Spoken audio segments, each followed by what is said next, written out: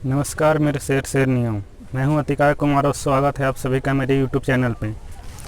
जब तक तोड़ेंगे नहीं तब तक छोड़ेंगे नहीं। हम किस्मतों के गुलाम नहीं, हम हौसलों का नवाब है मेरे दोस्तों। हमेशा याद रखिएगा, उड़ान हमेशा हौसलों से होती है, पंखों से कुछ नहीं होता है। और आज हम आप लोग के सामने एक नया टॉपिक लेकर आए हैं जिसका नाम है पीरियोडिक टेबल। और आज हम लोग इसका पूरा रिवीजन देखने वाले हैं जल्दी से, ताकि आपके एग्ज़ाम टाइम में आपको रिवीजन करने में सुविधा हो और आपको कम टाइम में सारा का सारा कंटेंट आपको मिल जाए, ज़्यादा कंटेंट मिल जाए। ठीक है, तो बिना आपका टाइम गवाए मैं ये क्लास शुरू करता हूँ, ये लेक्चर। और हमेशा याद रखिएगा जो दोस्तों, मंजिल ने कहा हौसलों से, मंजिल ने कहा हौसलों से तेरे बस की बात नहीं, तो हौसलों ने कहा मंजिल से चल झूठी तेरी इतनी औकात नहीं। चलिए शुरू करते हैं। तो सबसे पहले हम लोग ये देखते हैं कि ये पीरियोडिक टेबल, ठीक है, ये आपका स्टैंडर्ड 10 तक लेवल का हम यहाँ पे बताएंगे। और जो भी कम्पिटिटिव एग्ज़ाम में क्वेश्चन आते हैं वो सारा यहाँ से आ जाएगा। ठीक है, क्योंकि मैं रिवीजन करने वाला हूँ इस पीरियोडिक टेबल के पूरे का, जिसका हम लोग बेसिक कॉन्सेप्ट देखेंगे कि पीरियोडिक टेबल आखिर बनाया क्यों गया और इसको किस तरह से बनाया गया। ठीक है, और इससे जुड़े जितना भी ऑब्जेक्टिव क्वेश्चन आते हैं एग्ज़ाम में हम लोग उस पर फोकस करेंगे। और आप लोग को पता ही होगा कि क्लास 10th में यानी मैट्रिक के एग्ज़ाम में और कम्पिटिटिव एग्ज़ाम में जो पीरियोडिक टेबल जो एक चैप्टर है, इससे काफ़ी ज़्यादा क्वेश्चन पूछे जाते हैं। ठीक है, तो चलिए हम लोग देखते हैं कि पीरियोडिक टेबल का ज़रूरत क्यों पड़ा। ठीक है, इसको बनाने की आवश्यकता क्यों पड़ी और इसको किस लिए बनाया गया। अगर पीरियोडिक टेबल नहीं बनाया जाता तो क्या होता, अगर पीरियोडिक टेबल आज बन गया है तो हम लोग को इससे क्या फ़ायदा या क्या नुकसान है। ठीक है, तो हम लोग जानते होंगे आप लोग कि हमारे नेचर में 118 यानी कि 118 118 एलिमेंट जो है वो एग्जिस्ट करता है अभी तक। ठीक है, और कुछ और एलिमेंट है जिस पे काम चल रहा है, लेकिन अभी पूरी तरह से वो पूरा नहीं हुआ है, उसकी पुष्टि पूरा नहीं हुआ है। तो देखिए 118 एलिमेंट जो है वो हमारे नेचर में अभी तक एग्जिस्ट करता है। इतना एलिमेंट का अभी तक डिस्कवर हुआ है, भविष्य में और भी हो सकता है। ठीक है, इन फ्यूचर। अब देखिए, तो इस ऐसा माना जाता है कि हमारे वर्ल्ड में, हमारे नेचर में जो भी चीज़ है बना हुआ वो इन्हीं 118 एलिमेंट से मिल करके बना हुआ है, चाहे वो कोई भी चीज़ हो। ठीक है, जैसे कुछ भी हो, कुर्सी, table, marker, board, living things हो या नॉन लिविंग थिंग्स हो, सारा का सारा जो है वो इसी चीज़ से मिल करके 118 एलिमेंट से मिल करके, इन्हीं तत्वों से मिल करके बना है, ऐसा माना जाता है। ठीक है, तो अब 118 है तो इसकी संख्या तो बहुत ज़्यादा बड़ा है। अगर आप एक एक एलिमेंट को देखेंगे और एक एक एलिमेंट का प्रॉपर्टी का अगर अध्ययन करेंगे, उसको अगर स्टडी करेंगे, तो आपको काफ़ी ज़्यादा कॉम्प्लिकेटेड होगा। ठीक है, काफ़ी ज़्यादा मुश्किल है सारे एलिमेंट के प्रॉपर्टी को याद करना। ठीक है, तो इसके लिए क्या किया गया कि कुछ साइंटिस्ट आए और उन्होंने क्या किया कि इसको एक ग्रुप में बांट दिया। ठीक है, अब इसको ग्रुप में बांटने से फ़ायदा क्या हुआ, इससे हमें प्रॉफिट क्या हुआ, इसके बारे में थोड़ा सा समझते हैं। मान लिया जाए आप अपने लाइफ में क्या करते होंगे, अपना स्कूल जाते होंगे, आप कुछ ट्यूशन वगैरह भी जाते होंगे। ठीक है, तो आप थोड़ा सा ध्यान दीजिएगा कि जैसे ही आप स्कूल से आते हैं तो आप क्या करते हैं कि आपका जो यूनिफॉर्म है वो आप कहीं पे रखते होंगे, जो आपका बैग है वो कहीं पे रखते होंगे, जो आप टाई है, ठीक है, जो आपका शू है वो कहीं पे आप रखते होंगे। तो सारे स्थान का एक पर्टिकुलर जगह होगा। ठीक है, कि हमारा जो शू है, जूता है, उसको हम लोग कहाँ उसको रखना है। ठीक है, हमारा टाई है, वो टाई को कहाँ रखना है, यूनिफॉर्म को कहाँ रखना है, अपने बैग को कहाँ रखना है। ठीक है, तो अगर हर एक चीज़ का एक पर्टिकुलर जगह होता है ना, एक पर्टिकुलर पैलेस होता है उसको रखने का, तो उसको में सुविधा होता है। ठीक है, ताकि हमको जिस चीज़ का ज़रूरत पड़ेगा हम वहाँ पे जाएंगे। ठीक है, जैसे एक और एग्जाम्पल लेते हैं कि आप स्कूल भी जाते होंगे, ट्यूशन भी जाते होंगे, तो आपके पास स्कूल का भी नोट होगा और ट्यूशन का भी नोट कॉपी होगा। ठीक है, वो काफ़ी सारा बुक भी होगा। तो अगर ऐसा आप अरेंज करते हैं कि आप सारे बुक को एक साथ रख दीजिए, ठीक है, सारे स्कूल के नोटबुक को एक साथ रख दीजिए, सारे ट्यूशन को बुक को आप एक साथ रख दीजिए। ठीक है, तो आपको अगर किसी चीज़ की ज़रूरत पड़ेगा तो आप उससे जल्दी से ढूंढ सकते हैं। ठीक है, आपको पता है कि ये यहाँ पे रखा हुआ है, ये नोटबुक हमको खोजना है, देखना है तो यहाँ पे है। अगर हमको किसी बुक की ज़रूरत है तो वो यहाँ पे है। लेकिन अगर आप सारे को अगर एक में मिलाकर के अगर रखते हैं, ठीक है, आपको एक ही में बुक भी है, सारा नोटबुक भी है, सारा बुक भी है, ठीक है। और वहाँ पे अगर आपको किसी बुक का ज़रूरत पड़ा तो वहाँ पे उसको ढूंढने में आपको कुछ तकलीफ होगी, ठीक है। कहने का सीधा सीधी मतलब है कि अगर कोई चीज़ एक सिस्टमेटिक वे में अगर अरेंज किया हुआ रहता है तो वहाँ पे इंसान को सुविधा होता है, ठीक है, उसके बारे में जानने में या फिर उसको जल्दी से ढूंढने में, ठीक है। अगर वो चीज़ अगर अरेंज नहीं हो रहता है तो काफ़ी ज़्यादा परेशानी होती है उसे ढूंढने में। कहीं कहीं ऐसा भी कभी कोई चीज़ होता है जिसको हम कहीं पर रख देते हैं, हमें मिलता भी नहीं है, ठीक है। लेकिन अगर किसी हर एक चीज़ का अगर जगह अगर फिक्स हो, स्थान फिक्स हो कि हम जब भी रखेंगे, जब भी हमको मार्कर रखना है तो हमको कहाँ पर मार्कर रखना है ये हमको पता है, ठीक है। तो जब भी हमको मार्कर का ज़रूरत पड़ेगा तो हम वहीं पर जाएँगे, ठीक है। अगर हम कहीं पे मार्कर बिक करके छोड़ देंगे तो उसे हम जब ज़रूरत पड़ेगा तो इसको ढूंढते रहेंगे, कहीं ना मिलेगा, ठीक है। तो इसे ऐसे ऐसे परेशानी होता है, ठीक है। अगर तो यही सोच कर एलिमेंट को जो है वो एक सिस्टमेटिक वे में अरेंज किया गया, ठीक है।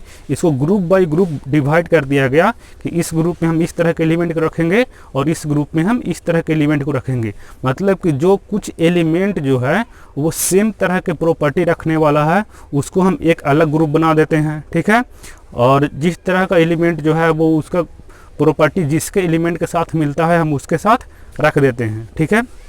अगर अभी भी आपको समझ में नहीं आया है तो टेंशन लेने की कोई ज़रूरत नहीं है, क्योंकि अभी हम लोग पीरियोडिक टेबल को स्टार्ट नहीं किए हैं, ठीक है। तो देखिए अब पीरियोडिक टेबल बनाने के लिए क्या आए कि बहुत सारे साइंटिस्ट आए और सभी ने अपना अपना तरीका दिया, ठीक है। पहले कोई साइंटिस्ट आया वो अपना तरीका से पीरियोडिक टेबल को, मतलब कि उसके ज़माने में जितना एलिमेंट था, ठीक है, डिस्कवर जितना एलिमेंट हुआ था उतने एलिमेंट को क्या किया कि वो ग्रुप बाय ग्रुप अपना बना दिया, ठीक है। अब कोई अदर व्यक्ति आया उसको उसमें कुछ डिमेरिट दिखा तो वो उसको हटा करके अपना उसके जगह पर पीरियोडिक टेबल दिया कि देखो भाई तुमसे जो है वो हमारा बेहतर है, तुम्हें कुछ ज़्यादा डिमेरिट है, हमें कुछ है, हमारा जो पीरियोडिक टेबल है उसमें कम डिमेरिट है, आप इसका यूज करिए। तो लोगों ने फिर उसका इस्तेमाल शुरू कर दिया। कुछ दिन बीता, फिर कोई दूसरा व्यक्ति आया, वो बोला कि नहीं भाई देखो तुम्हारे जो पीरियोडिक टेबल है उसमें ऐसा ऐसा डिमेरिट है तो इसको जो है वो काफ़ी ज़्यादा इससे मुश्किल हो जाता है, तो तुम इसको हटाओ और देखो हम एक नया पीरियोडिक टेबल बना करके लाए हैं, तुम इसको देखो, ठीक है। तो लोगों ने फिर उसका इस्तेमाल करना शुरू कर दिया।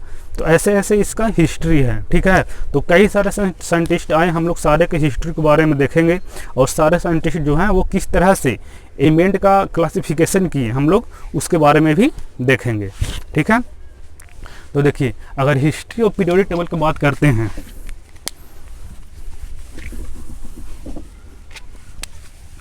हेडिंग डाल लीजिएगा हिस्ट्री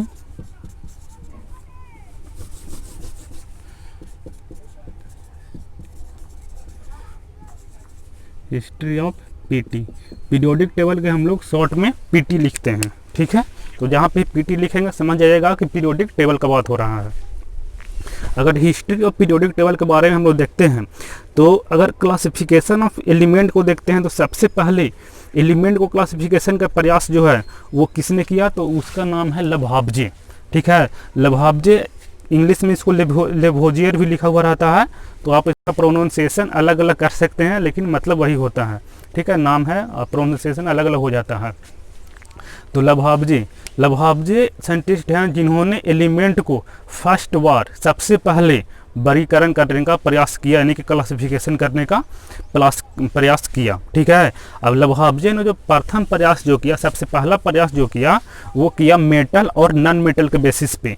इन्होंने क्या किया कि मेटल को एक साइड एक ग्रुप में रख दिया और नॉन मेटल को क्या किया कि एक ग्रुप में रख दिया, ठीक है। इससे फ़ायदा क्या हुआ कि आपको पता होगा कि मेटल का जो प्रॉपर्टी होता है लगभग एक समान होता है, नॉन मेटल का प्रॉपर्टी होता है वो लगभग एक समान होता है।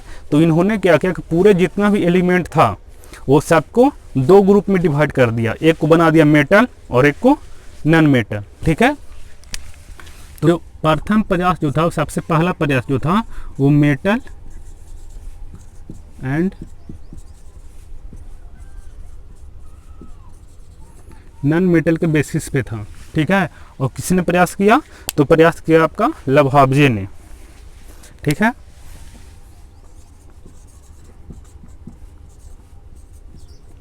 लेवोजियर इसका लिखा हुआ रहता है, आप लभाब्जे भी लिख सकते हैं, लभाब्जे, ठीक है, साइंटिस्ट का नाम है। तो सबसे पहला प्रयास किनका था, तो लवहाब्जे का। ये चीज़ आपसे ऑब्जेक्टिव में पूछ सकता है आपके एग्जाम पेपर में कि एलिमेंट को क्लासिफिकेशन करने का जो फर्स्ट प्रयास था, सबसे पहला प्रयास उस किसने किया, तो आंसर होगा आपका लवहाब्जे। और किस बेसिस पे किया था, तो मेटल और नॉन मेटल के बेसिस पे। इन्होंने क्या किया कि जितने भी एलिमेंट उस समय, जैसे ये बहुत पहले का बात है, तो पहले जो थे वो कुछ कम एलिमेंट डिस्कवर हुए होंगे, ठीक है। तो उस समय जितना भी एलिमेंट था, इसने क्या किया कि सारे को, एक को बना दिया मेटल और एक को बना दिया नॉन मेटल, और सारे को रख दिया, ठीक है। वहाँ से वो, अब इसमें क्या हुआ कि ये देखिए, अब ये चीज़ बोला, ये चीज़ वर्गीकरण किया, तो इसमें क्या था कि बहुत सारे डिमेरिट आ गया। डिमेरिट क्या आ गया कि देखिए, अब कुछ एलिमेंट ऐसा भी होता है जिसका प्रॉपर्टी, मान लिया जाए कि कोई मेटल है, जैसे में एक है सोडियम, एक है प्लेटिनम, ठीक है। ये दोनों जो हैं वो दोनों के दोनों मेटल हैं, ठीक है।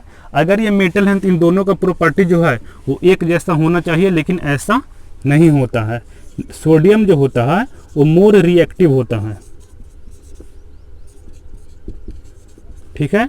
और प्लेटिनम जो होता है वो रिएक्शन करता ही नहीं किसी से, ये नॉन रिएक्टिव होता है, ठीक है। और ये दोनों हैं आपका मेटल। अगर ये मेटल है तो इनको प्रॉपर्टी जो होना चाहिए था वो एक समान होना चाहिए था, एक जैसा होना चाहिए था, लेकिन दोनों का प्रॉपर्टी जो है वो अलग अलग है, ठीक है। तो ऐसा कई हमको ग्रुप देखने को मिल जाता है इसके जो इसके क्लासिफिकेशन में, इसलिए ये जो है वो सटीक नहीं हुआ, ठीक है।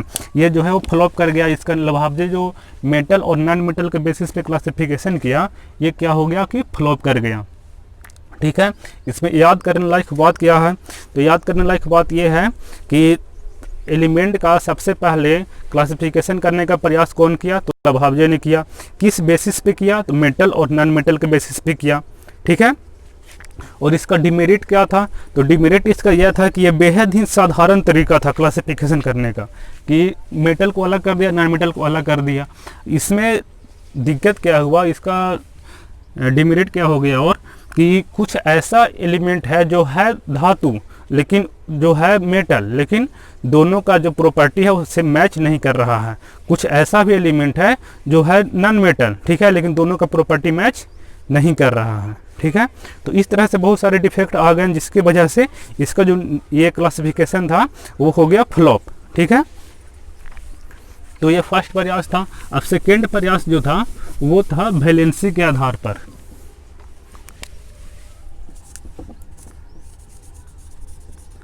क्लासिफिकेशन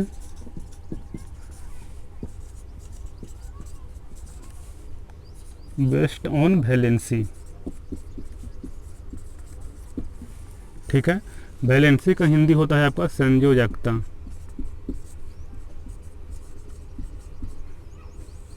ठीक है। सेकेंड जो प्रयास था वो था वैलेंसी के आधार पर, यानी कि संयोजकता के आधार पर प्रयास किया गया। इसमें क्या किया कि कोई भी एलिमेंट का वैलेंसी चाहे तो 1 होगा या 2 होगा या 3 होगा या 4 होगा। ये आप अपने चैप्टर में पढ़ चुके होंगे, अगर नहीं पता है तो हम बता देते हैं कि वैलेंसी होता क्या है। वैलेंसी जो है वो कोई भी एलिमेंट के, कोई भी तत्व के आउटर मोस्ट सेल यानी बाह्यतम कक्षा में जितने इलेक्ट्रॉन प्रेजेंट रहते हैं और जो इलेक्ट्रॉन उसमें से केमिकल रिएक्शन में भाग लेते हैं, जो इलेक्ट्रॉन उसमें से केमिकल रिएक्शन में पार्ट लेते हैं रासायनिक अभिक्रिया में, उसके हम बोलते हैं उस एलिमेंट का वैलेंसी, ठीक है। तो ये होता है, तो वैलेंसी चाहे तो 1 होगा या 2 होगा या 3 होगा या 4 होगा, ठीक है। तो ऐसे ऐसे करके इसका क्लासिफिकेशन किया गया। लेकिन बीच में कुछ ऐसा एलिमेंट आ गया, जैसे आ गया आपका कॉपर। कॉपर का वैलेंसी 1 भी होता है और 2 भी होता है। तो यहाँ पर समस्या ये आ गया कि आप कॉपर को किस ग्रुप में रखेंगे, वैलेंसी 1 वाले ग्रुप में रखेंगे या फिर वैलेंसी 2 वाले ग्रुप में रखेंगे। तो इस तरह का यहाँ पे आ गया दिक्कत, ठीक है। और सिर्फ कॉपर ही नहीं, जैसे आयरन था, तो आयरन का वैलेंसी कितना 2 और 3 दोनों होता है, ठीक है। तो इसको हम कहाँ पे रखते हैं, ये भी समस्या आ गया। फिर आपका आ गया टीन का वैलेंसी 2 और 4 दोनों होता है, तो ये भी समस्या आ गया कि इसको हम कहाँ पे रखें। ऐसे ऐसा और कई सारा एलिमेंट है। तो इसका मतलब है कि ये जो वैलेंसी के बेसिस पे, वैलेंसी के आधार पे जो क्लासिफिकेशन किया गया वो भी आपका कर गया फ्लॉप, ठीक है। अब ये फ्लॉप कर गया तो थर्ड नंबर पे आपका आता है डोब्रेनर के द्वारा जो दिया गया था तिर्यक नियम, ठीक है। थर्ड नंबर पे आपका आ गया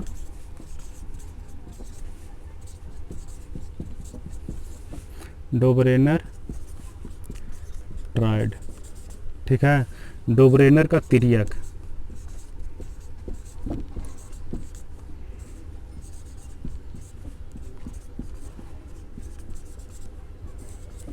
देखिए, डोबरेनर का तिर्यक, इसी को तिर्यक नियम भी बोला जाता है। अगर आपसे एग्जाम में क्वेश्चन पूछे कि तिर्यक नियम किसके द्वारा दिया गया था, तो आपका आंसर होना चाहिए डोबरेनर। ठीक है, अब ये डोबरेनर जो था वो अपने तिर्यक नियम में दिया आखिर क्या चीज, तो ये बोला कि आप एलिमेंट को, जो आपके पास तत्व है, उसको आप क्या कीजिए कि इस तरह से अरेंज कीजिए, मतलब कि आप दो गो एलिमेंट को लीजिए और उन दोनों एलिमेंट का एटॉमिक मास यानी परमाणु द्रव्यमान का निकालिए एवरेज। अब एवरेज निकालने के बाद उसका जो एवरेज निकला वो अगर किसी एलिमेंट के एटॉमिक मास से अगर मैच करता है तो इन तीनों एलिमेंट का जो प्रॉपर्टी होगा वो सेम होगा। ठीक है, देखते हैं। मान लिया कि आपके पास कोई एलिमेंट है, ठीक है, और आपके पास एक और कोई एलिमेंट है, तीसरा एलिमेंट। इन दोनों एलिमेंट के एटॉमिक मास का आप कैलकुलेट करिए एवरेज। इन दोनों एलिमेंट का एटॉमिक मास का आप निकालिए एवरेज। अगर एवरेज निकालने के बाद जो वैल्यू आपको मिला वो वैल्यू अगर किसी एलिमेंट से मैच करता है, किसी एलिमेंट के एटॉमिक मास से, ठीक है, तो इन तीनों एलिमेंट का जो प्रॉपर्टी होगा ना वो हो जाएगा सेम। ठीक है, ये दिया गया डोबरेनर के द्वारा, डोबरेनर का तिर्यक नियम में। अगर इसका ग्रुप देखें, जो ग्रुप दिया था डोबरेनर ने, तो कुछ इस प्रकार से था। लिथियम, सोडियम और पोटेशियम। ठीक है, लिथियम का एटॉमिक मास होता है 7, पोटेशियम का होता है 39। अगर हम 39 + 7 का एवरेज निकालते हैं तो वो आता है 23। ठीक है, और आपको पता होगा कि सोडियम का जो एटॉमिक मास होता है वो 23 होता है। ठीक है, तो इस तरह से एक ग्रुप बन गया। अब ग्रुप बन गया तो इन तीनों का जो प्रॉपर्टी होगा वो हो जाएगा सेम। ठीक है, और हम लोग एक और ग्रुप देखते हैं, तो वह ग्रुप हो जाएगा क्लोरीन, ब्रोमीन और आयोडीन। ठीक है, क्लोरीन का एटॉमिक मास देखें तो वो होता है 35.5। आयोडीन का एटॉमिक मास होता है 27। ठीक है, अगर हम इन दोनों का एवरेज करते हैं यानी 35.5 + 127, इसका अगर एवरेज करते हैं तो वो वैल्यू आता है 81.5। ठीक है, और अगर हम देखें, सॉरी, ये 88 आता है, 88.5। ठीक है, और इसका जो वैल्यू आता है वो 81.5 इसका ब्रोमीन का एटॉमिक मास होता है। तो लगभग इससे मैच कर रहा है, तो इन तीनों का जो प्रॉपर्टी होगा ना वो होगा सेम। ये दिया गया आपका किसके द्वारा, तो डोबरेनर के द्वारा।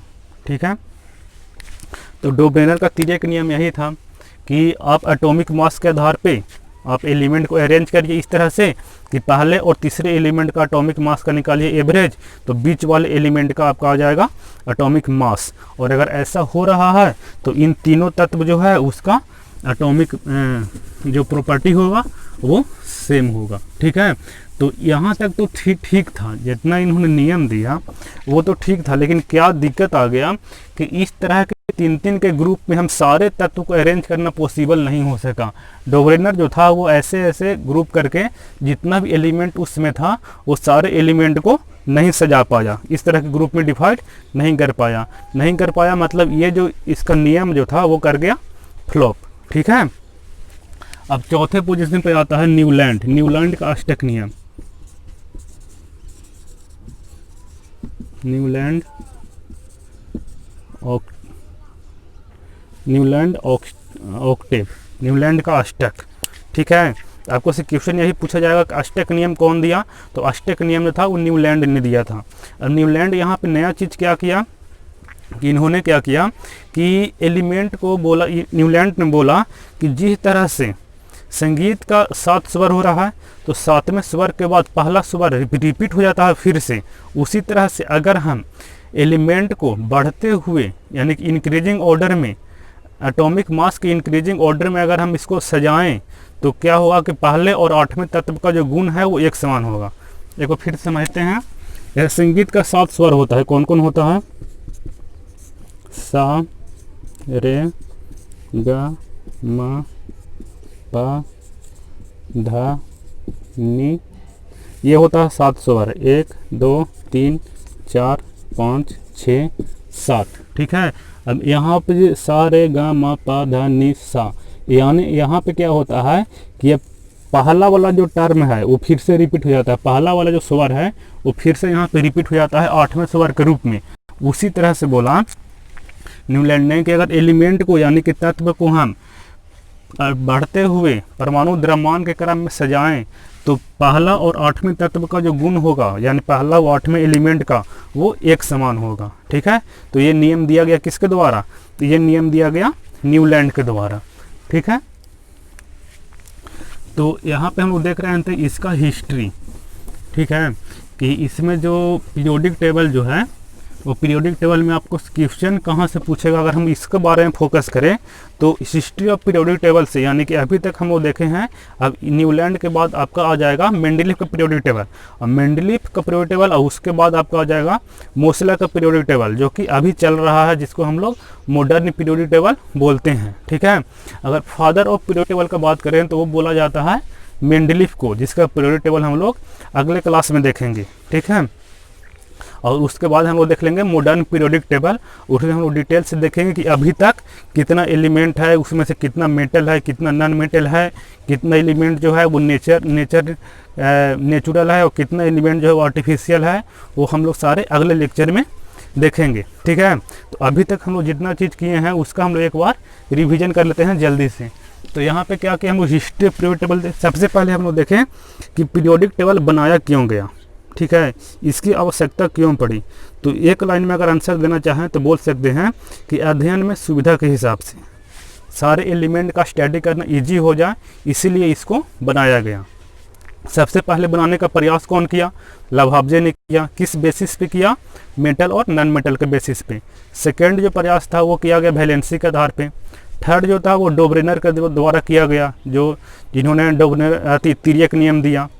चौथा प्रयास जो था वो अष्टक नियम के आधार पर किया गया, जो संगीत का 7 स्वर दिया, बोला कि पहला और 8वां स्वर एक जैसा मैच करता है, उसी तरह से एलिमेंट का भी पहला और 8वां स्वर मैच करेगा अगर एलिमेंट को बढ़ते हुए एटॉमिक नंबर के क्रम में सजाया जाए, ठीक है।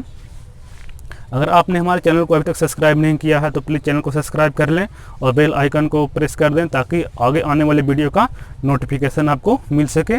और यहाँ तक इस वीडियो में अगर आपको कोई भी समस्या, कोई भी तकलीफ, कोई भी परेशानी हो, ठीक है, या फिर वीडियो कैसा लगा ये आप कमेंट सेक्शन में कमेंट करके ज़रूर बताएँ, ठीक है। Thank you.